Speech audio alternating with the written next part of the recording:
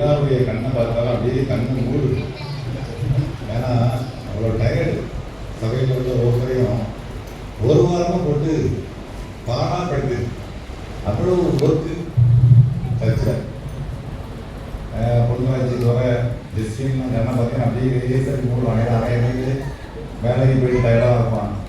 மீதி நேரம் ஃபுல்லாக இங்கே உள்ள கலெக்ஷன் நோட்டீஸ் போட இங்கே உள்ள வேலைகளை பார்க்க அப்படிங்கும்போது சபையில் உள்ள பிள்ளைகள் அவ்வளோ டயர்டாகிட்டாங்க.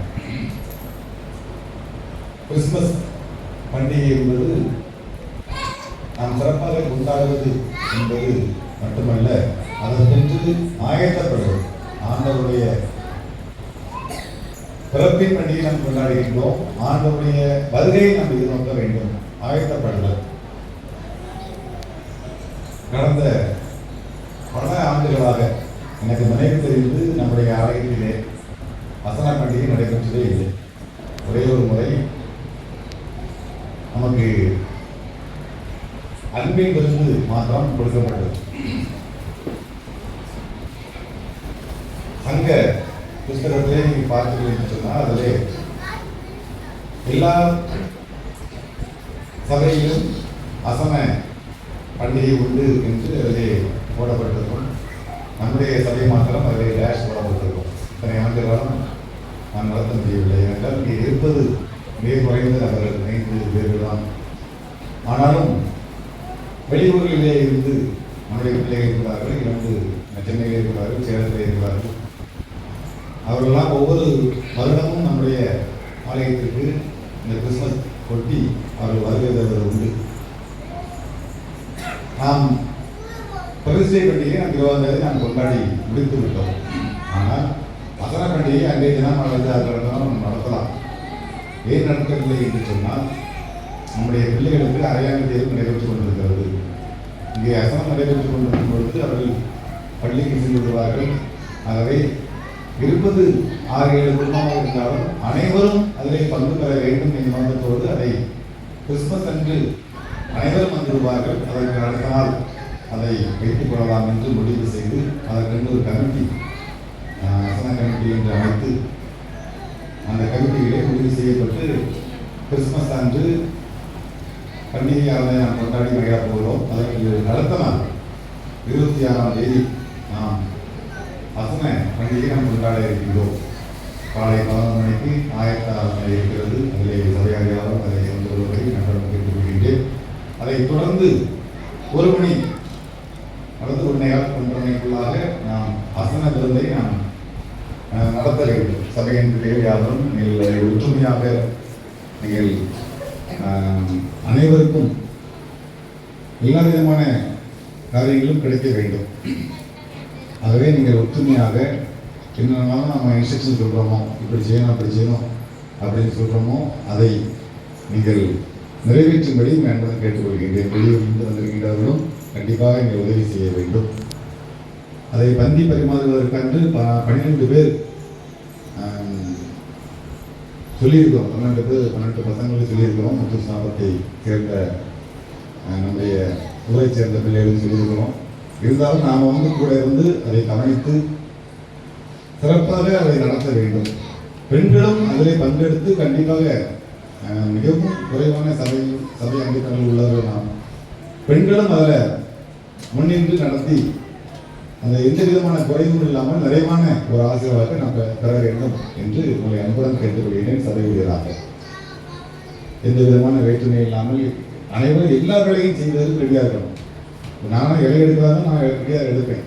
அந்த அளவிற்கு நாம் ரெடியாக இருந்து எந்த விதமான குறைவும் இல்லாமல் நிறைவான எந்த சபையிலும் இந்த அளவிற்கு நடத்தவில்லை என்ற ஒரு மற்றவர்களெல்லாம் சொல்லத்தக்கான ஒரு காரியத்தை நீங்கள் செய்து முடிக்க வேண்டும் என்று உங்களிடம் கேட்டுக்கொள்கின்றேன். இன்றைய நாளிலே நாம் மத்தேயு 1ஆம் அதிகாரம் 21ஆம் வசனத்தை வாசிக்கும் பொழுது வாசியுங்கள். மத்தேயு 1:21.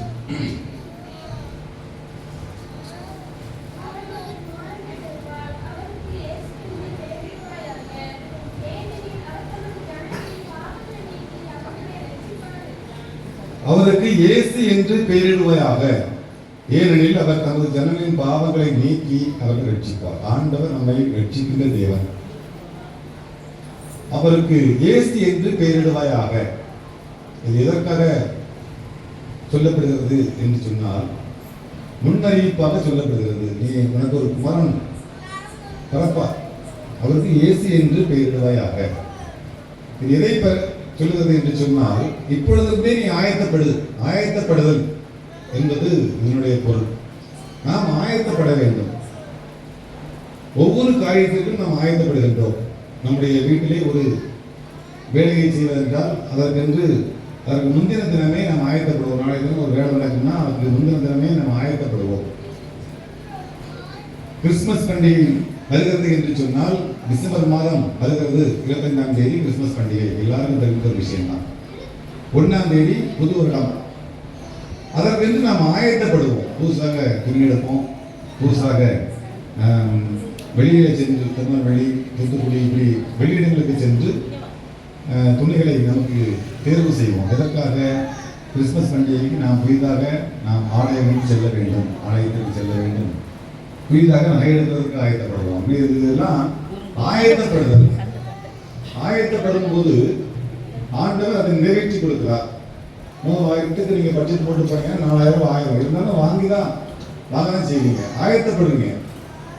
அதுபோல ஆண்டவராய் இயேசு கிறிஸ்து ஒரு நாள் இந்த பூமிக்கு வரப்போகிறார். அதற்கு என்று நாம் ஆயத்தப்பட வேண்டும் என்று நமக்கு வேதம் திட்டமும் தெளிவுமாக சொல்கிறது. ஆயத்தப்பட வேண்டும். சாதாரணமா பாத்தீங்கன்னா, ஆண்களுக்கு நீங்க ட்ரெஸ் எடுக்க போனீங்கன்னா 450 ரூபா 500 ரூபாயிலே பேண்ட் எடுத்துக்கலாம்.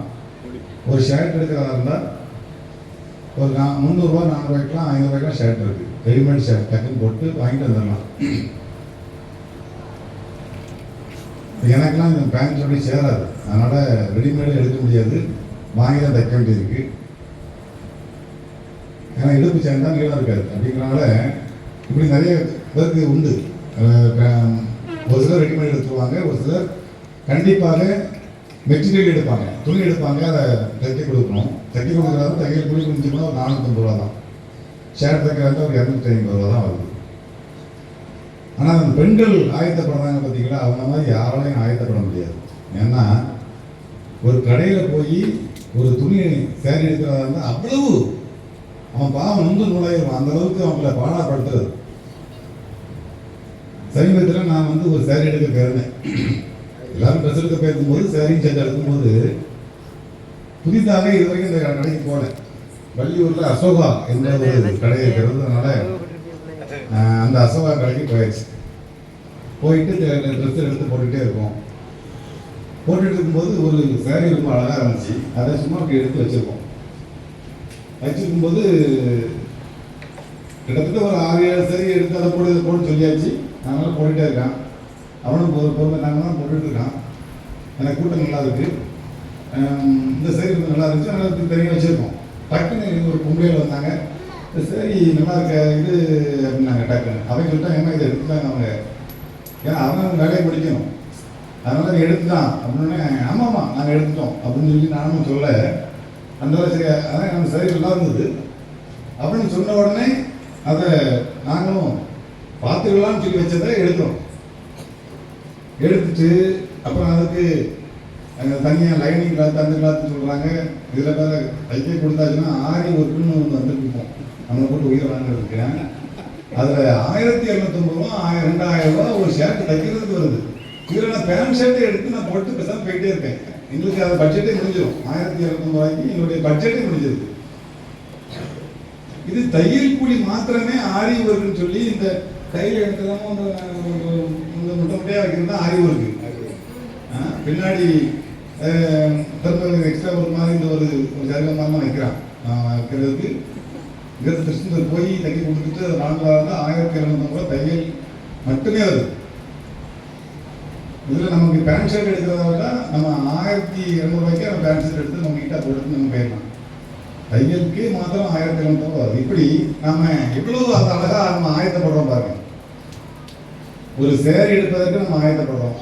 அதுக்கு எப்படிலாம் தைக்க வேண்டும் என்று அழகாக இருக்க வேண்டும் என்பதற்காக எவ்வளவு நம்ம ஆயத்தப்படுகின்றோம். அதுபோல ஆண்டவராய் இயேசு கிறிஸ்து இந்த உலகத்துக்கு வரப்போகிறார் என்று நாம் ஆயத்தப்பட வேண்டும். அதுதான் பிலிப்பியர் 4ஆம் அதிகாரம் 4ஆம் வசனத்தை வாசிக்கும் பொழுது, கர்த்தருக்குள் எப்பொழுதும் சந்தோஷமாயிருங்கள் என்று மறுபடியும் உங்களுக்கு சொல்லுகிறேன் என்று வேத வசனம் சொல்கிறது. ஆண்டவருக்குள்ளாக நீ சந்தோஷமாக இருக்கணும். ஆண்டவர் எதற்கு வந்தார்? மனிதன் பாவத்திலிருந்தும் சாபத்திலிருந்தும் மீட்டு அவனை பாவத்திலிருந்து மீட்பதற்காக அந்த ஆண்டவராய் இயேசு கிறிஸ்து பூமியிலே மனிதனாக அவதரித்தார் என்று வேதம் சொல்கிறது. அதுபோல நேரம் இல்லை, ரொம்ப நேரம் பேசலாம், இருந்தாலும் நேரம் கூட பேசிக்கிட்டு இருக்கோம். அதனால ஆண்டவனை மீட்பதற்காக வந்தார். ஷார்ட்டா சொல்லி முடிச்சுட்டார். ஆண்டவர் நம்மை மீட்பதற்காக வந்தார். நாம் அதற்கென்று நாம் ஆயத்தப்பட வேண்டும். பல ஆண்டுகள் நாம் பண்டிகை கொண்டாடி கொண்டே இருக்கின்றோம். இந்த ஆண்டு நம்முடைய பண்டிகை மிகவும் சிறப்பான பண்டிகை. நம்முடைய சபையாருக்கு, நம்முடைய திருச்சபையில் உள்ள மக்களுக்கு, அனைவருக்கும், வெளியூரில் கூட இருக்கின்ற திருச்சபை மக்களுக்கும் சரி, நம்ம உள்ளூர் இருக்கிறவங்களுக்கும் சரி, இந்த ஆண்டானது நமக்கு ஒரு மிகச்சிறந்த கிறிஸ்துமஸ் பண்டிகையை கொண்டாடுகின்ற, மகிழ்ச்சியோடு கொண்டாடப்படுகின்ற ஒரு ஆண்டு. ஏனென்றால் நாம் கிறிஸ்துமஸ் பண்டிகைக்கு அடுத்த நாள் நாம் வசன பண்டிகையை கொண்டாட இருக்கின்றோம். அவ்வளவு அழகாக நேர்த்தியாக நாம் ஆயத்தப்பட்டுக் கொண்டிருக்கின்றோம். ஆயத்தப்படுதல் என்பது வசன காரியங்களுக்காக நாம் ஆயத்தப்படுதல். அவ்வளவு வேலை செஞ்சிருக்கு. சபையின் பிள்ளைகள் அவ்வளவு ஒற்றுமையோடு இணைந்து செயல்படுத்துவது மிகவும் அழகாக இருந்தது. கோயிலுக்குள்ள இருந்துச்சு, வேலை இருக்கு, வெளியில போகிறதுக்கு மனசு வர மாட்டேங்குது. அதை சொல்லி சொல்லி இந்த கோயிலையே பார்த்துட்டு தோணுது. அந்த அளவுக்கு ஒரு அழகு. சபையில் ஒவ்வொருவரையும், நம்முடைய சபையில் ஆண்கள் இருக்கின்ற ஆண்கள்கிட்ட சின்ன ஒரு கோடை தான் போடுவேன். நம்ம ஒரு ஓலையை போட்டுருக்கலாம். அழகு. அதாவது எதிர்பாராம அவ்வளவு வேலை நடக்குது. மோட்டர்லாம் மாட்டுறதுக்கு 3000 ரூபாய் தண்ணி செலவாகும் சொல்லி சொன்னது. ஒரு நாள்ல காலையில் மோட்டர் வாங்கி சாயங்காலத்தில் மோட்டர் ஓடுது. ஏன்னா தேவைப்படுது. அந்த அளவுக்கு நம்ம ஆயத்தப்பட்டோம். எல்லாம் ஆண்டவர் நேர்த்தியாக செய்து கொண்டிருக்கிறார். இந்த வரும் காலங்களில் நாளைய தினம் நாம் பிறக்க வேண்டிய குழந்தைகளும் ஆண்டவர் நேர்த்தியாக செய்து கொடுப்பார். அதை தொடர்ந்து அதற்கு அடுத்த நாள் அசன பண்டிகை நாம் ஆயத்தப்பட்டிருக்கிறோம். ஆண்டவர் அதையும் சிறப்பாக செய்து கொடுப்பார். எனவே நீங்கள் ஆயத்தப்பட்டுக் கொண்டிருக்கிறீர்கள். நாளைய தினம் பிறக்க பண்டிகையை கொண்டாடுவதற்கு ஆண்டவருடைய வருகையும் எதிர்நோக்க ஆயத்தப்படுங்கள். நம்முடைய வசன காரியங்களுக்காகவும் ஆயத்தப்படுங்கள். அனைவரும் ஒத்துழையோடு எல்லா விதமான காரியங்களையும் செய்து கொடுக்க ஆண்டவர் உங்களுக்கு துணை புரிவதாக எல்லா மகிமை அவருக்கே உண்டாகும்.